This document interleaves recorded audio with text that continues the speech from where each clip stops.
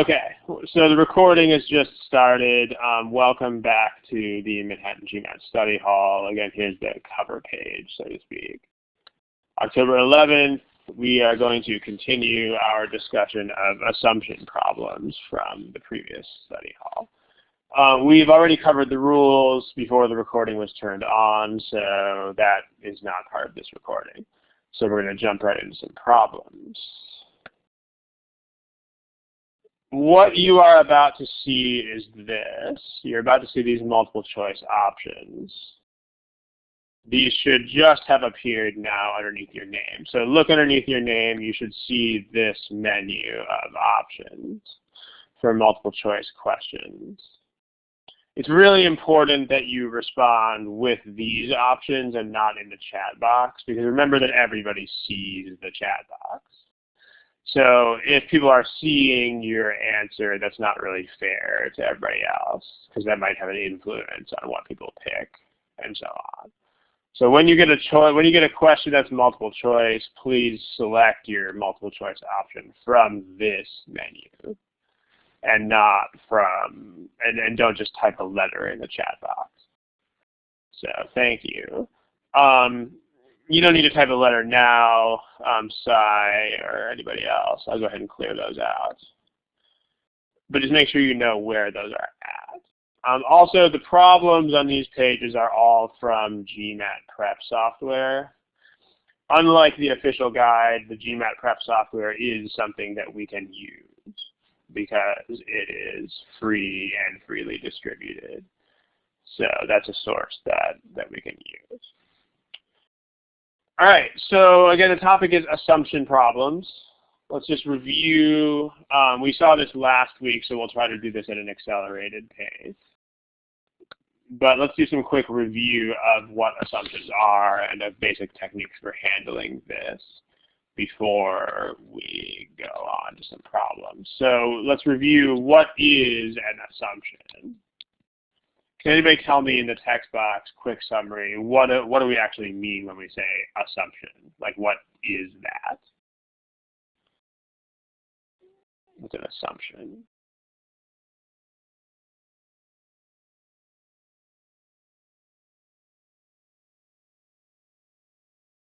Yeah, it's something, Pete, perfect. It's necessary for the argument to be true. And yeah, this is actually an excellent summary, Emmanuel and Pete. Such a good summary that I'm just going to throw those on the board and let them do the talking.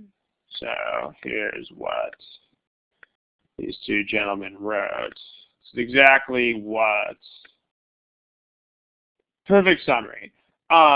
Yeah, and assumption is something that's necessary for an argument to be true. So there's a more expansive discussion of this in the last study hall that we did. So feel free to check that out if you want a more thorough introduction to this. But necessary here is the key word. In other words, an assumption is something that must be true if the argument is to work. So it's something that you need. Key word here is need. It's something that you need.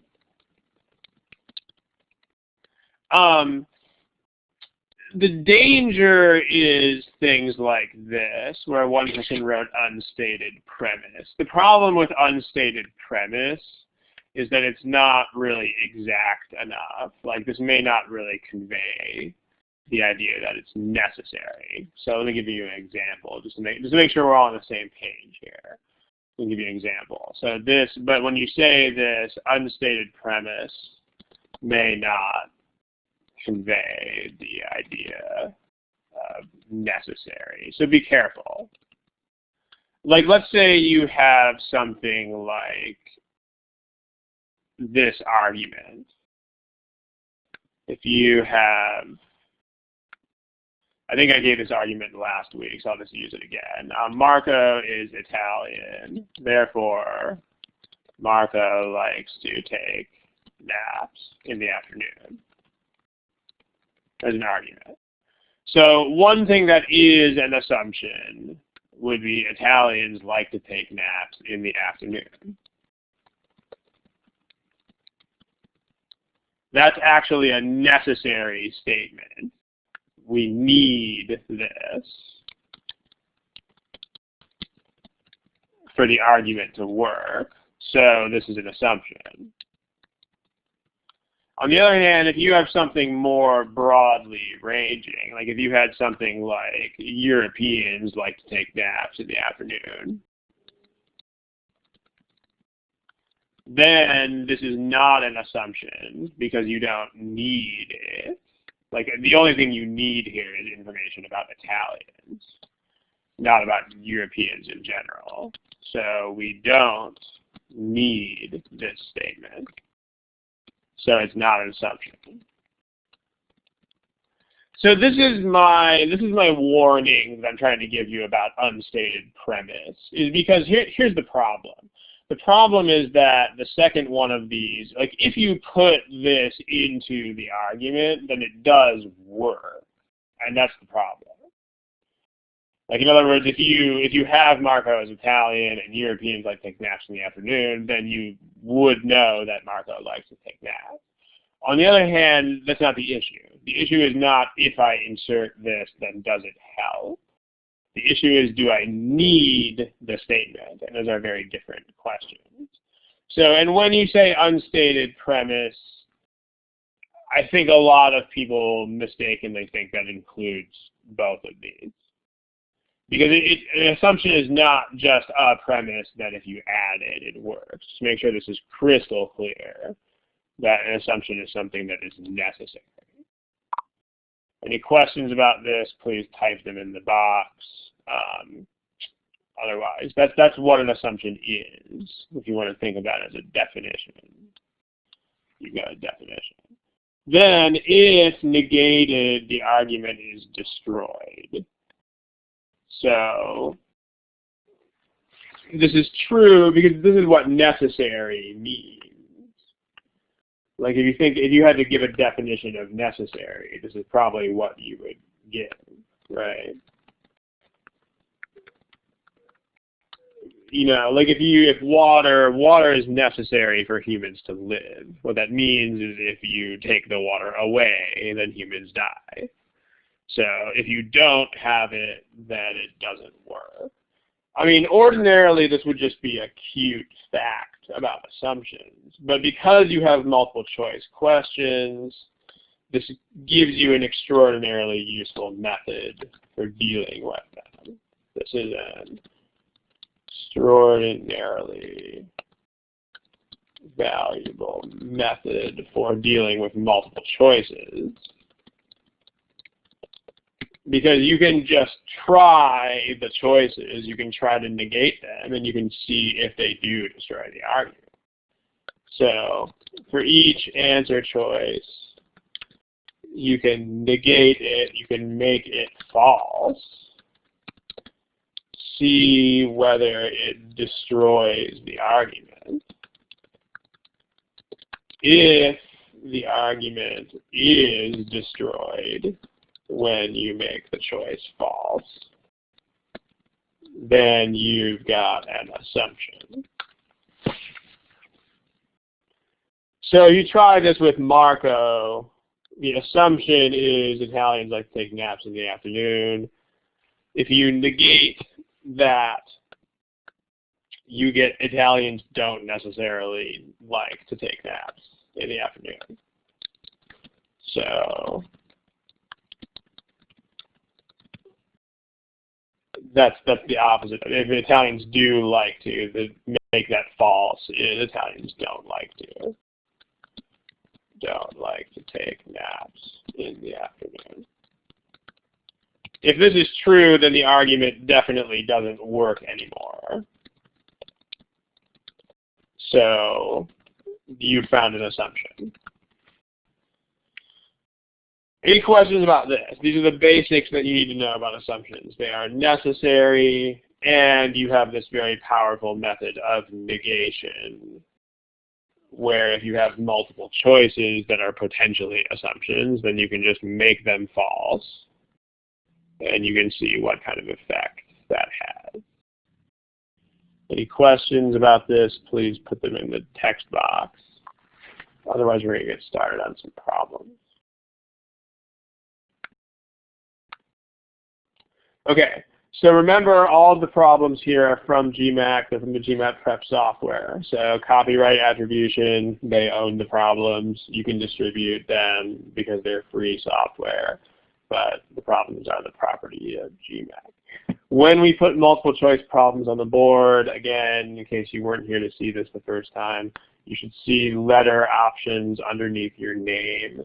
Please select one of those options for your multiple choice. Please do not post a letter in the chat box. Let's go ahead and do a problem. Here's a problem. Put a stopwatch on the board. And I will, again, please pick a multiple choice answer from the menu of multiple choice answers, which is located here. Go for it.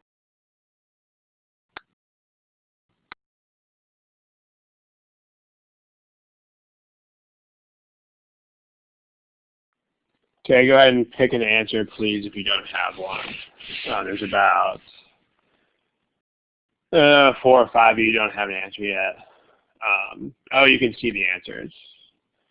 Sorry. Now you cannot. You should no longer be able to see them. Probably a little late for this problem, but from now on you won't see each other's answers. So thanks for the reminder. Okay. Anyway, please pick an answer if you haven't already. That's Amit and Anna and just the 2 of you. Okay, so let's take a look. Also, when you read these passages, it doesn't look like this one was too much of an issue for people, because we have a very strong majority here. But still, let's go ahead and discuss.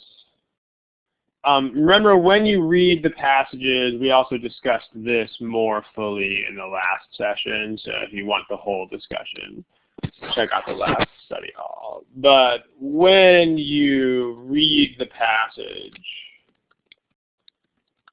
and this goes for any critical reasoning question, not just assumption questions, you should try to do 2 things. Number 1, you should try to personalize the passage,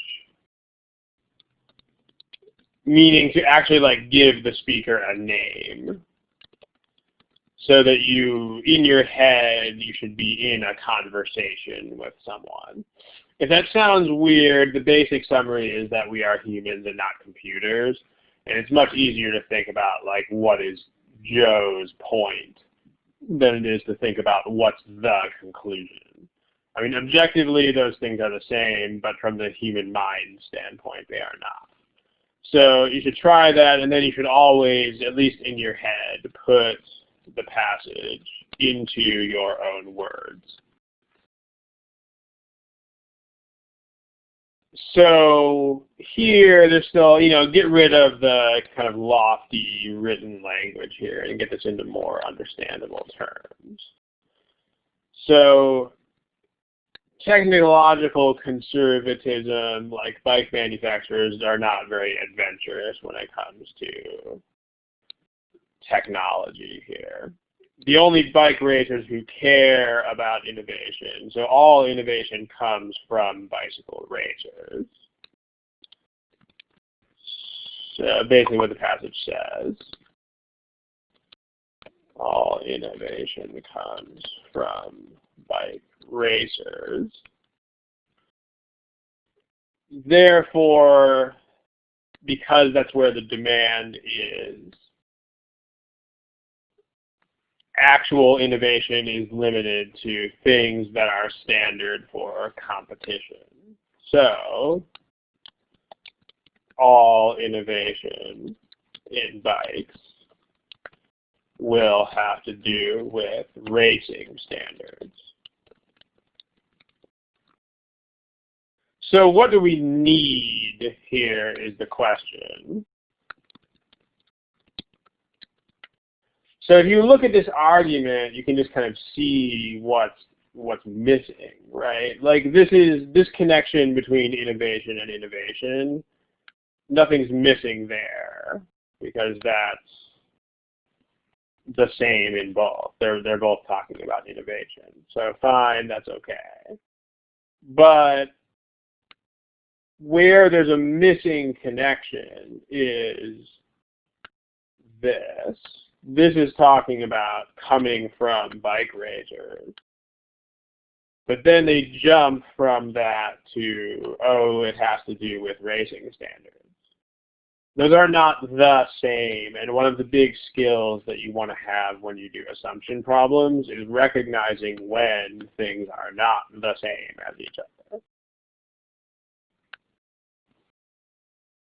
So when things are not the same, but the argument treats them as though they were, you need an assumption to connect those. So we need to assume that comes from bike racers is basically equivalent to having to do with racing standards. You got to connect those. So that's going to be C here. I mean, C states it in kind of an indirect way, but bike racers do not generate a strong demand outside racing purposes. So this means that they only generate demand within the universe of racing standards. Any questions about this? So we have some takeaways from this in a second. If you have questions, go ahead and type in the text box. Notice you probably didn't really have to do this on this problem, but you can also do the negation method. And by the way, when you review problems, it's a very good idea to go figure this out, even if you thought the problem was easy. Like, even if you found the problem easy, try to go back and find other ways when you review the problem. So we try negation on choice C. What's the negation of choice C? If you make choice C false, what does it say? Go ahead and tell me in the text box.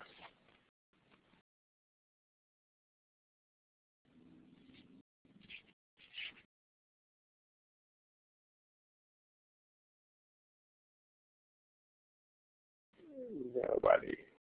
If you negate choice C, if you make it false, what does it say? I see one or two people typing. So yeah, you can just take out the word not. That's a good way of summarizing it, because this is a very nice statement for negation. It just, you take out the do not part.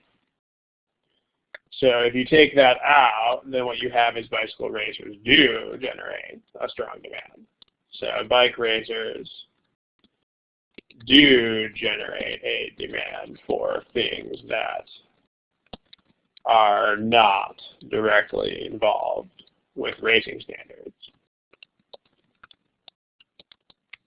So if this is true, then I think we can see that this destroys the argument completely. If this is true, if this is the case, the argument is destroyed. So there you go. Emmanuel, okay, I mean, just if you're typing that for someone else, then just direct. You can pick individual people to send messages to. So, okay. Can you place not in a different part of the sentence? Miles, I guess I don't really understand the question, because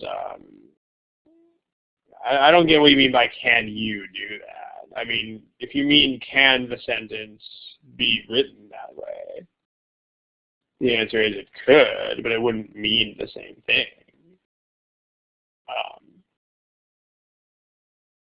Now, maybe you can explain a little bit more. But making things false, you should not need to memorize rules for how to make things false. So like making things false is basically just a matter of normal human common sense for the most part.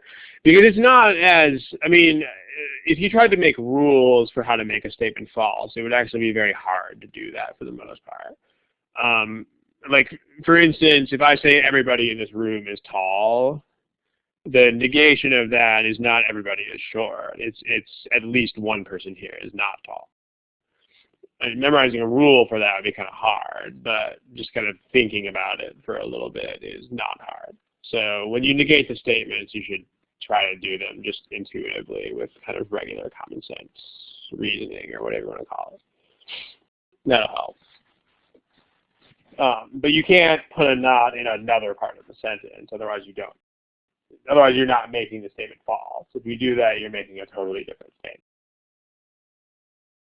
I hope that answers your question. Are there any other questions about this particular problem? Okay, someone's typing. While someone types, as far as general lessons from the previous problem, one lesson from the previous problem is how this works. I mean, we did mention this in the last assumption study hall as well, but one way to identify assumptions directly is if you see a jump in the logic, like if the argument treats two different things as though they were the same,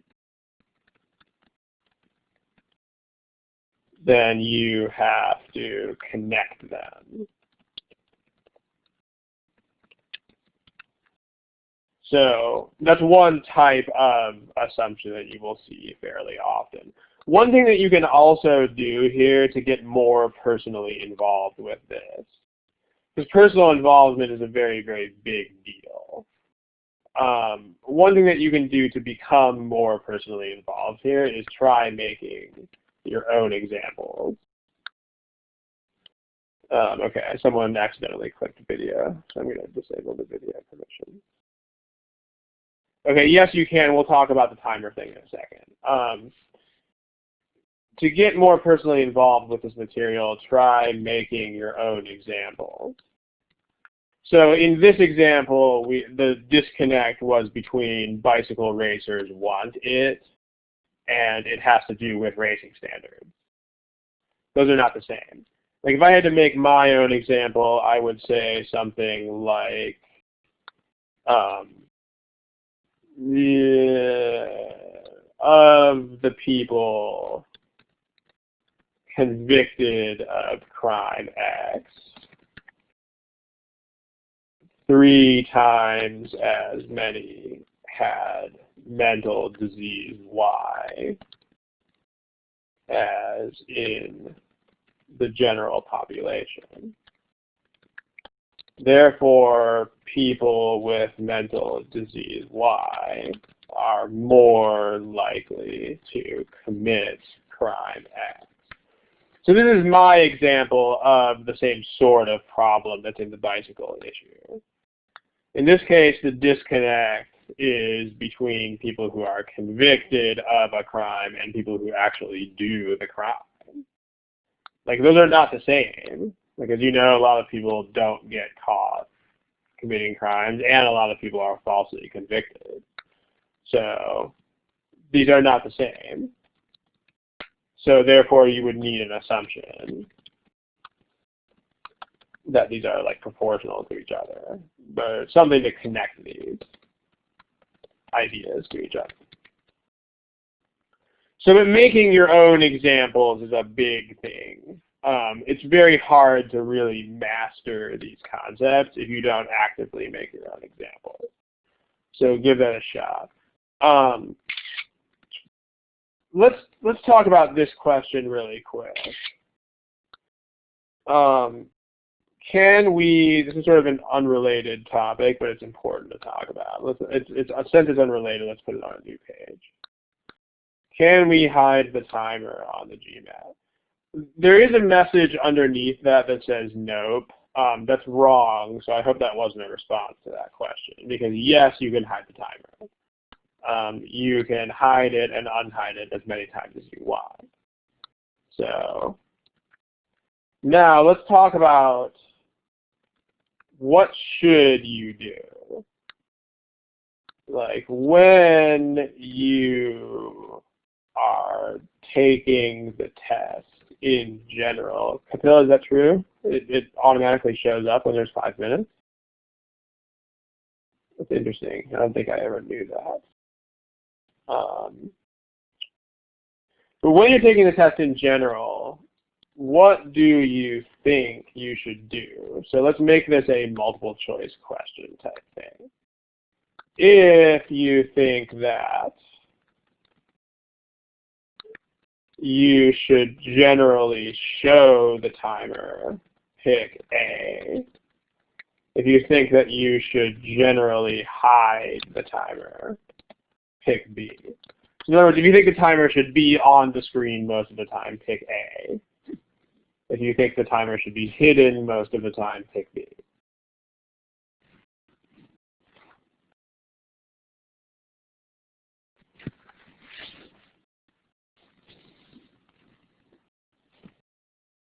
Okay, most of you are picking A. In general, no, it's not really a good idea. You should generally hide the timer. You should not have the timer on the screen most of the time. And let's talk about why.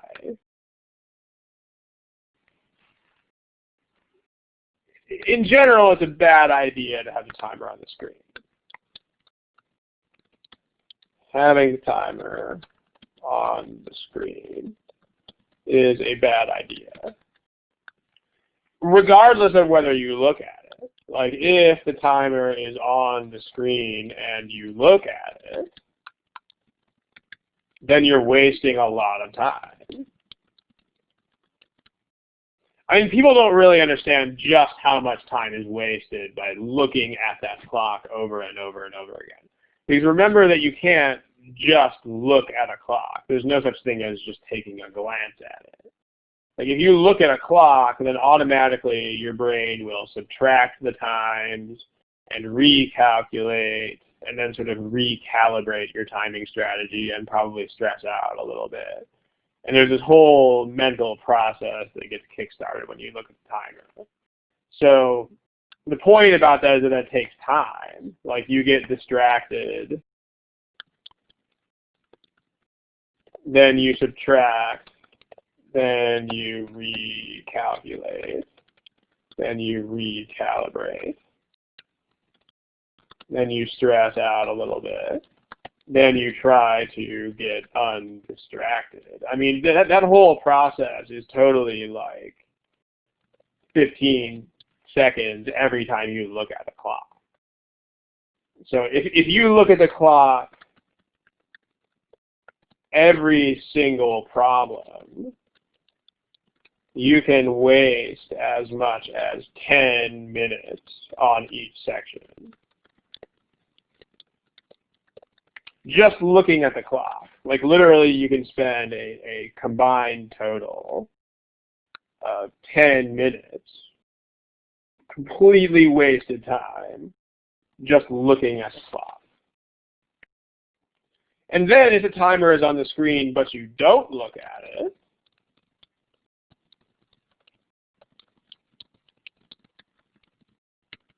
then it's sort of like, it's just this constant thing that's pulling on your mind. I mean, it's a lot like, it's like having your favorite food on the table while you are trying to fast. it's just a constant distraction. Like if you're fasting and your favorite food is right in front of you and you smell it all the time and it's just kind of there, it's going to distract you from whatever you're trying to do because, oh my gosh, that food smells so good. Oh my gosh, I know there's a timer on the screen and I know that I really want to look at it and then I'm not. So in general, having a timer is bad. If it's on the screen and you look at it all the time, it's bad. If it's on the screen and you don't look at it, it's a different kind of bad. So you should generally hide the timer. How often should you look at it? Not very often.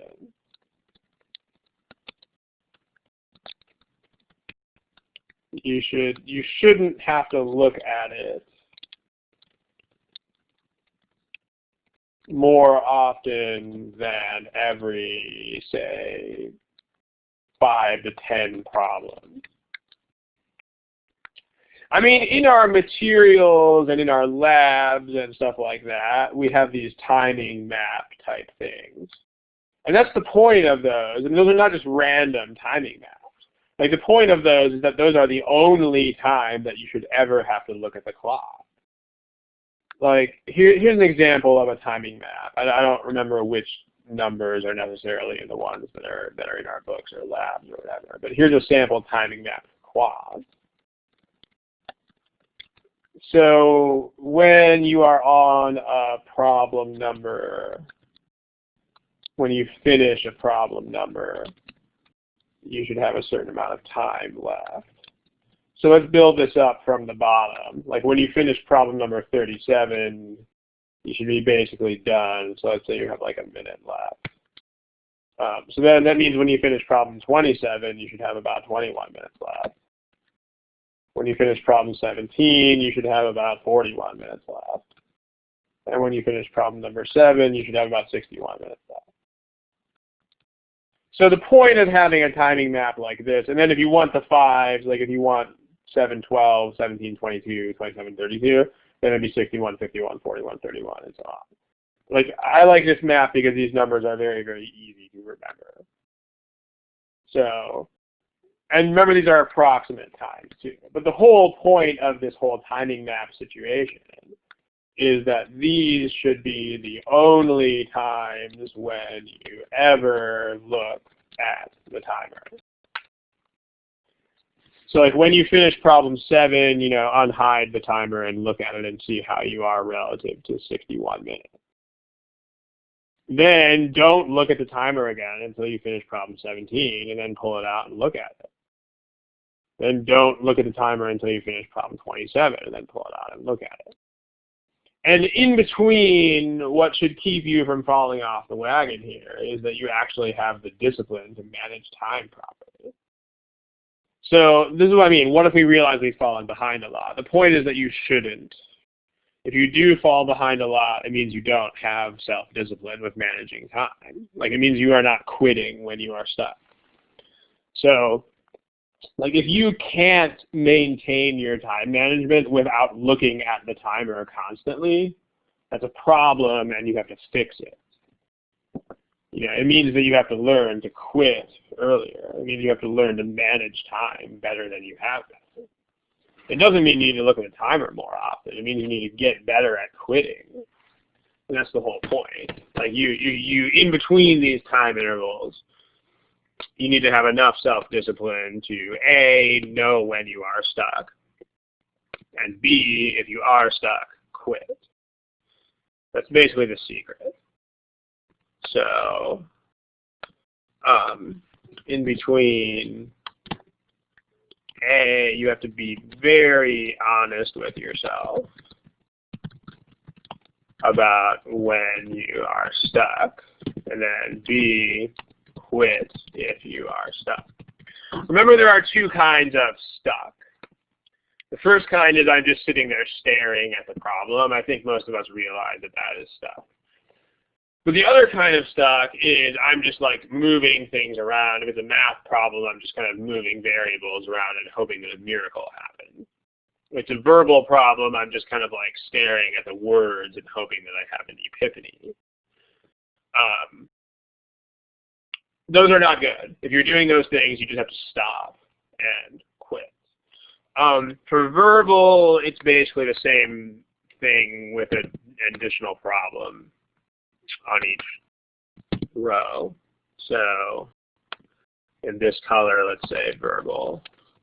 So this will be problem number 8 instead of 7. This will be problem number 29, 40. What am I doing? 19, 30. This should be 19. And then 41. So instead of going up by 10, it goes up by 11. You're not going to get the verbal map to be super pretty because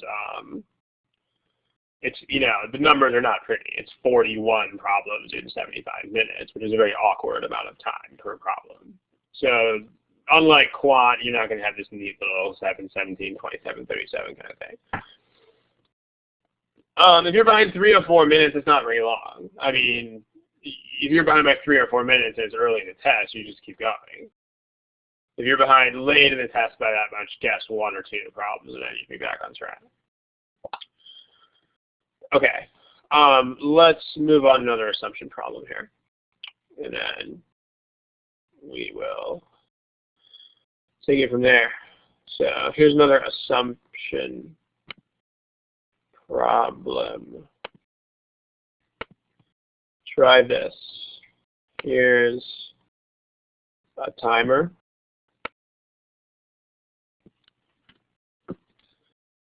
Go for it.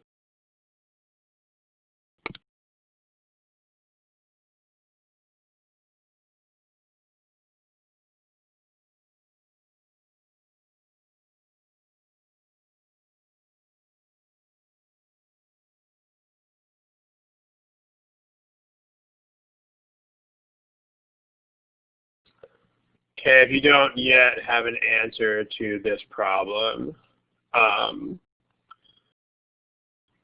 please pick one.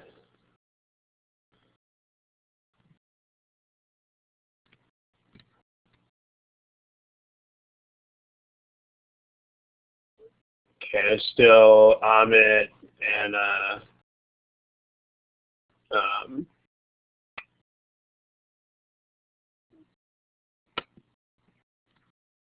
okay, so a couple of you still have non-responses here. Remember that you gotta answer every problem on the GMAT.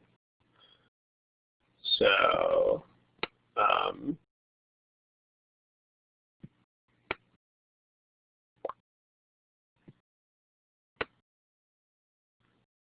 okay, so here's what you guys got.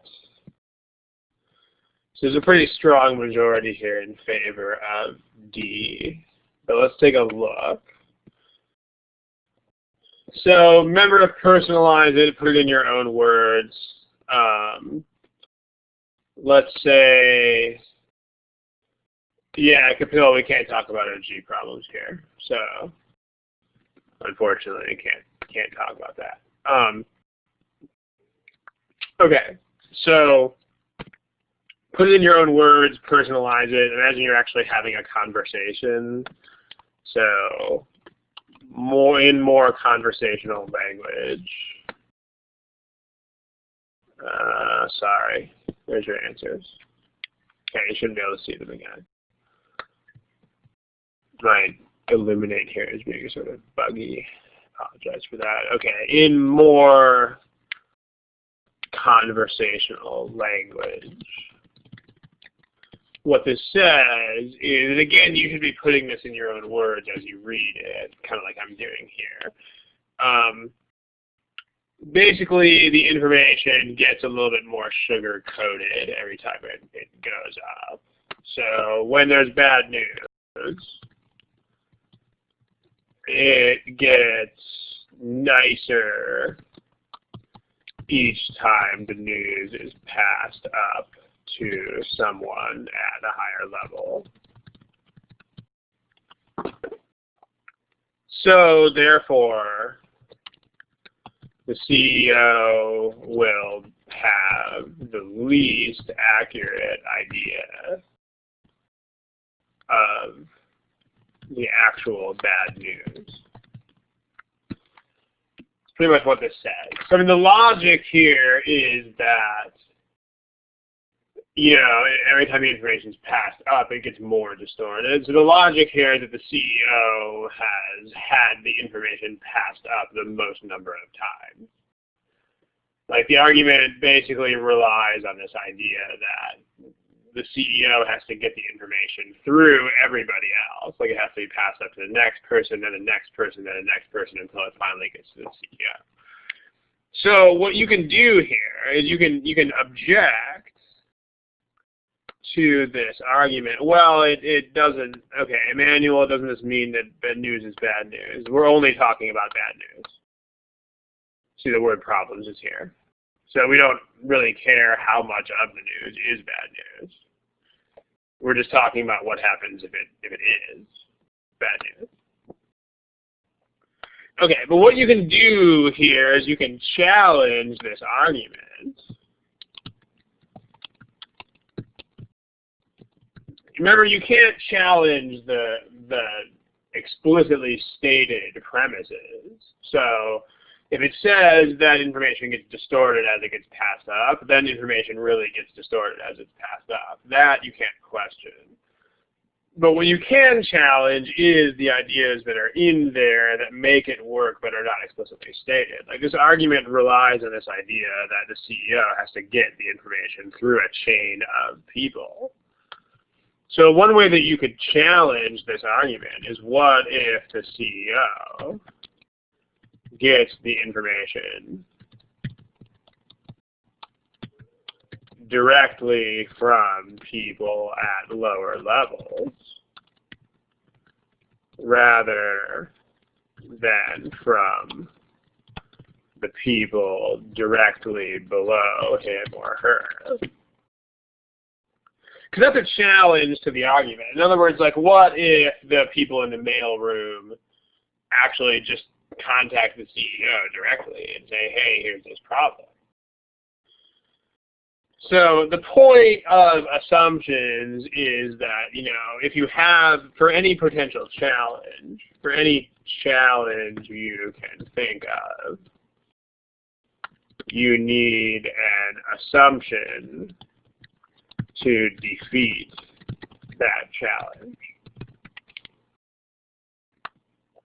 And I mean, in some cases, there's a lot of these. You might not be able to think of the exact challenge right away. But here, if you think of this particular challenge, you need to assume in this argument that the CEO doesn't.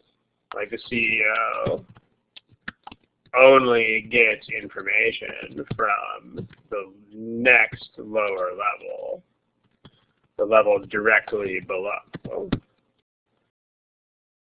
Or you can say the CEO doesn't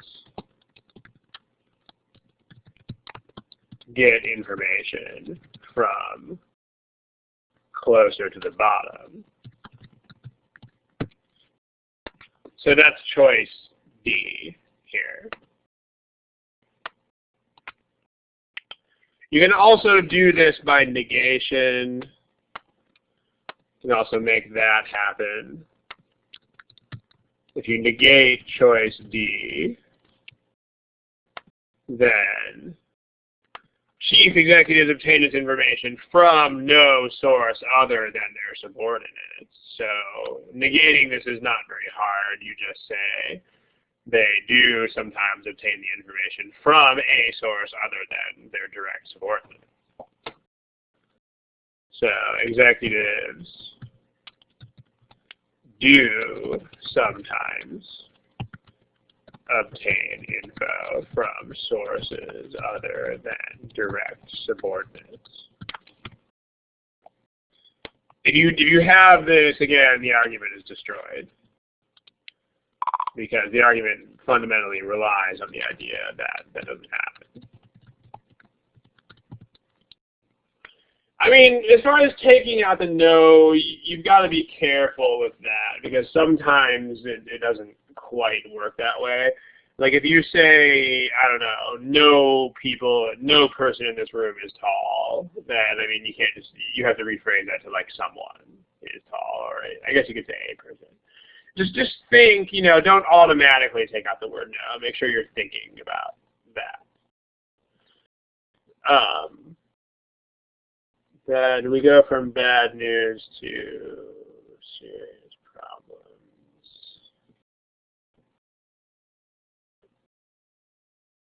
So you could, Emmanuel, you might potentially have something that would capitalize on the difference between serious problems and just problems. Like that is somewhere they could go. Although they didn't go there in this argument. I mean, so the key here is that you can't be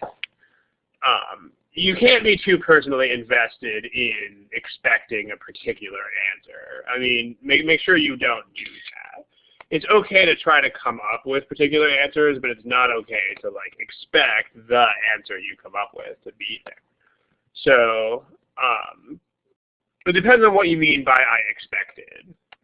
If I expected here just means I kind of had this general idea in mind, then that's fine.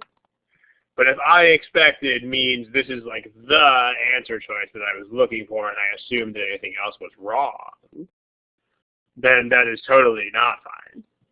So just make sure you, whichever one of those it is. Remember that most arguments have lots and lots of assumptions. So if you can think of an assumption, then good, but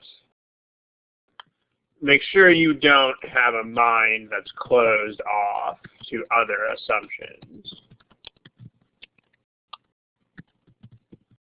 Here's a really kind of dumb argument, but it works here. Right now, it's 5 p.m. here. So if I leave now, I can drive to Portland, Oregon by 5 a.m. I mean, okay, so there's plenty of assumptions here that you can make. I mean, what are the assumptions? Well, one way you can find assumptions here is to just directly see what's missing. So one assumption here, we got to connect the 5 a.m. and the 5 p.m. So one assumption I've got to make is that I can actually drive to Portland in 12 hours or less.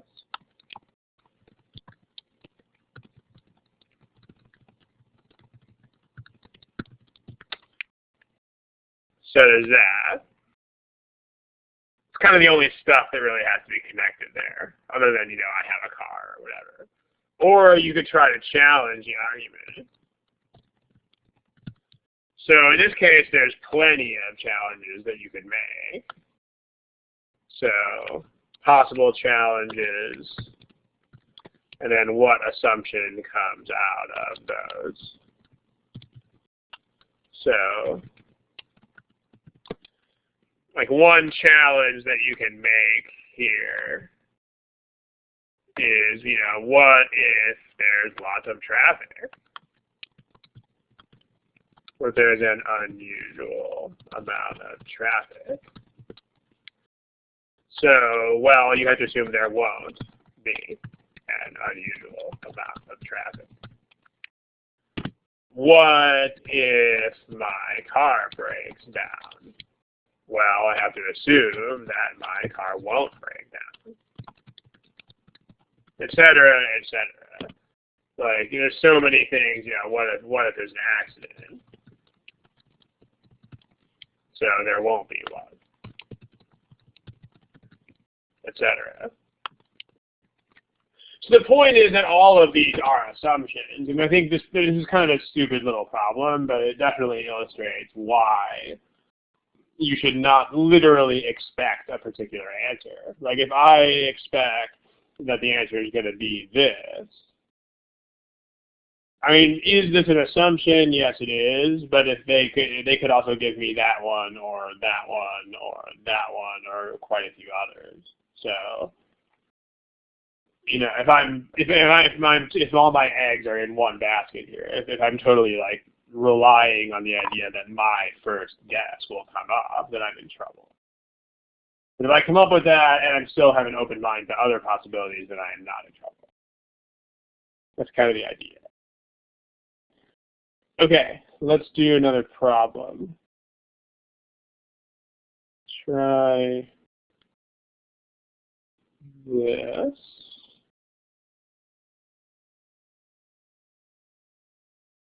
Right here.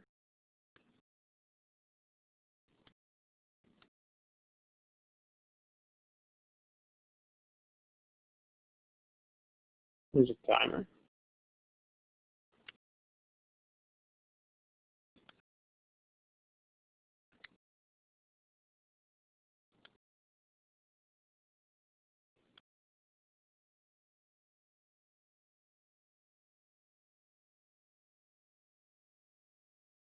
Okay, some decently large number of you don't have answers yet, so please pick one. C, Whittle, you don't have one. Well, I noticed you've been kind of logged in and out. Jenny and Zara, please pick an answer in the next 10 seconds. Thanks.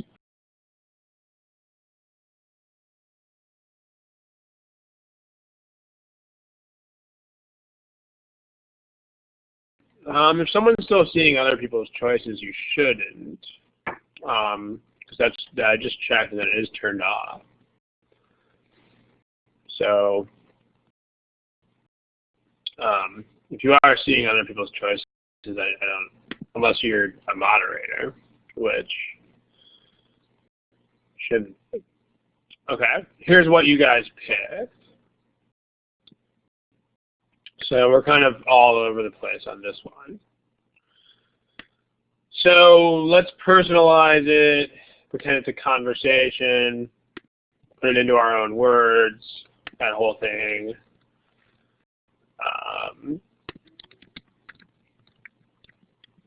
Personalize it, put into your own words.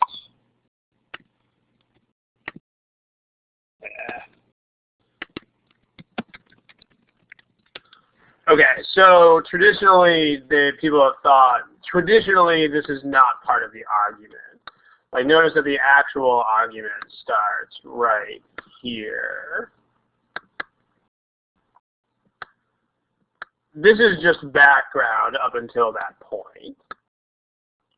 Like they're saying traditionally here's what people have thought. Meaning this is just, oh, people have thought this for a while. Meaning it's not part of the argument here, but it gives like a motivation for why we would want to even be talking about this topic. But the argument is basically here. So the argument is actually pretty simple. It's, yeah, timing-wise, Emmanuel, that's probably not going to work because for someone to type that out for someone to type out something in their own words would take a very long time. And generally, we don't want to mess around with microphones and stuff either because that's sort of awkward for everybody. But it's a good idea, but in terms of logistics, probably not great. Okay. The argument starts there, so basically it's just top managers use intuition more often than lower level managers do. So the argument concludes, if I'm talking to someone like John is telling me, my friend, I read this article. John says, all right, top managers use intuition more. So John says, I think intuition is better. So intuition must be more effective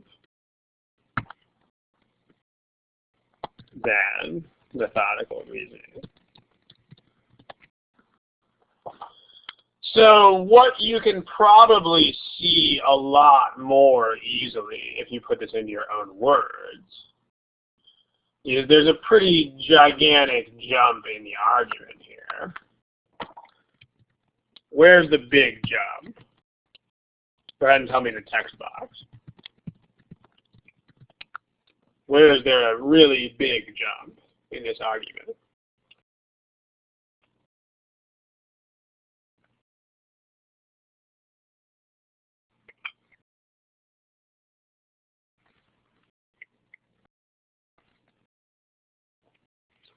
Yeah.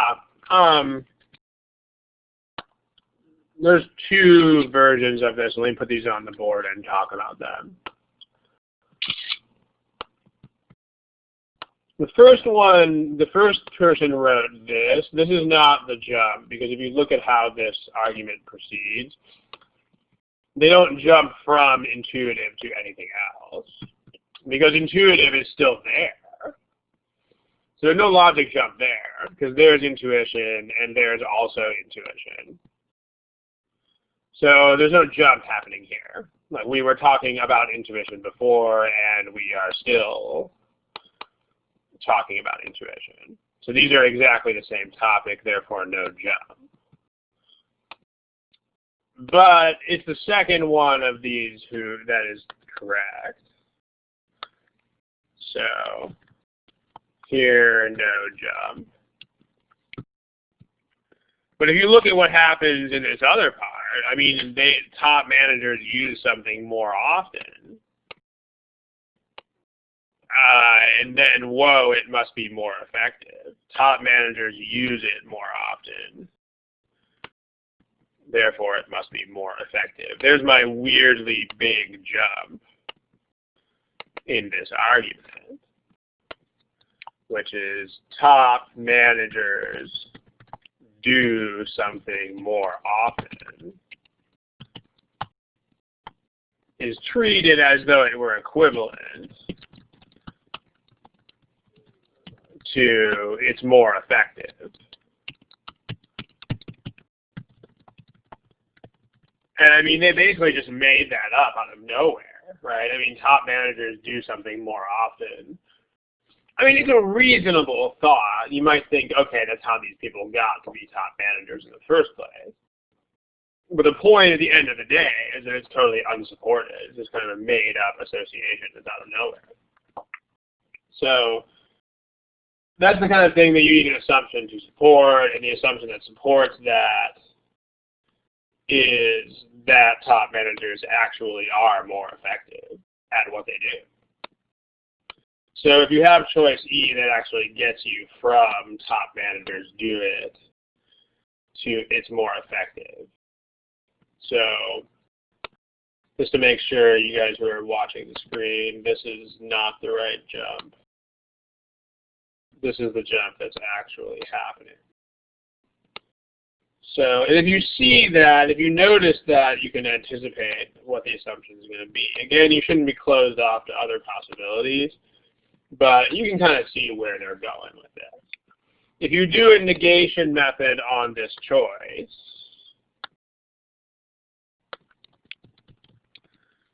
if you do a negation of choice E, you get top managers are no more effective.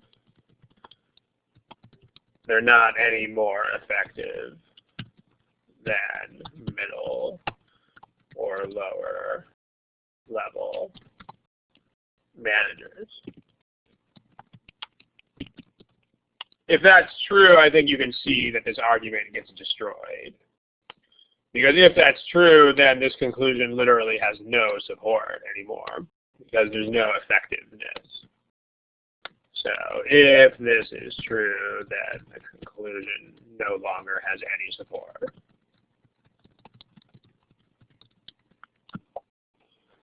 As far as other choices go, it looks like choice B and C were decently popular here. C, the problem with C is that it introduces this idea that's irrelevant to everything, which is the idea of easily. I mean, easiness or difficulty or lack of difficulty or whatever you want to call it is a non-issue in this argument. This is not something that they ever talk about. So the argument never considers easy or not easy. And then as far as B goes, B basically says that they have a choice between the two. And I mean, what's interesting here is they don't necessarily have to have a choice. Let's try negating choice B. If you make a negation of choice B, it basically says that top managers don't have a choice. in when to do these things. So they have to use intuition when they have to, and they have to use methodical reasoning when that's necessary. Even if you have that, it doesn't destroy the argument. I mean, like, even if the executives are using intuition because they have to, if it's more effective, it's still more effective. So the problem with choice B, like, choice B seems like a very reasonable thing. But even though it's perfectly reasonable, it's not necessary to the argument. Like, you don't need to assume that these people are actually choosing freely between two. Any questions? Go ahead and type them. Otherwise, we got time to do, looks like, one more of these before we close up. So,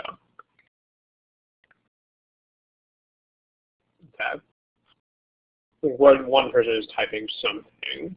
So, I guess we can wait a little bit and see what that is.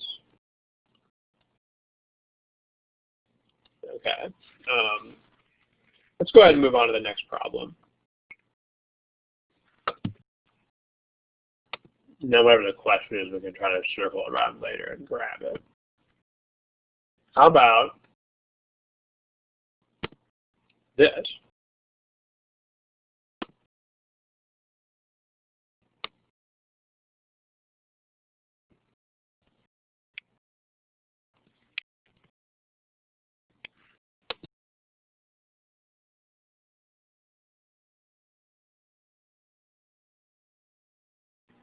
Okay, a lot of you still don't have answers.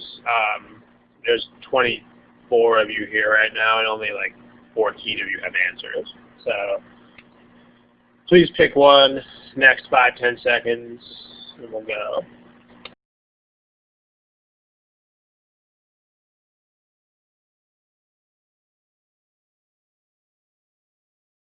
Okay, so here are your statistics. Pretty strong majority in favor of D here, but we've still got some noise from the other choices. So, well, let's take a look.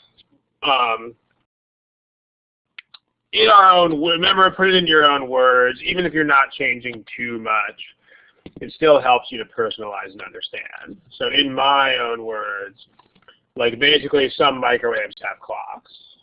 So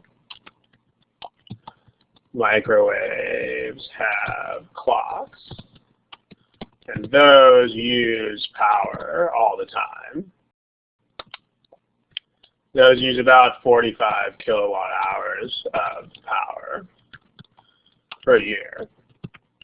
So if you have one of those, you will use 45 kilowatt hours more than you would otherwise, if you being a household, right? So